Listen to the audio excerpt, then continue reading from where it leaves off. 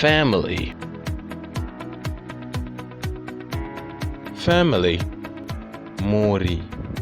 Father, baba, mother. Amai, children. Vana, child. Mwana, son. Mwanakomana. Daughter, mwanasikana. Grandfather, sekuru. Grandmother, mbuya. Auntie, tete. Nephew or niece, muzukuru.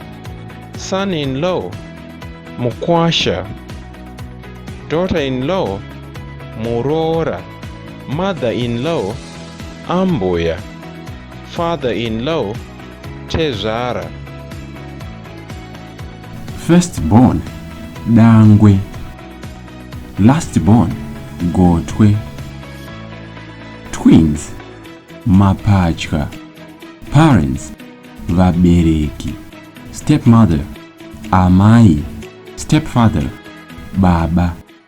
Thank you for watching this video. Don't forget to subscribe and write down any comments if you have anything that you want to be translated from English to Shona or vice versa.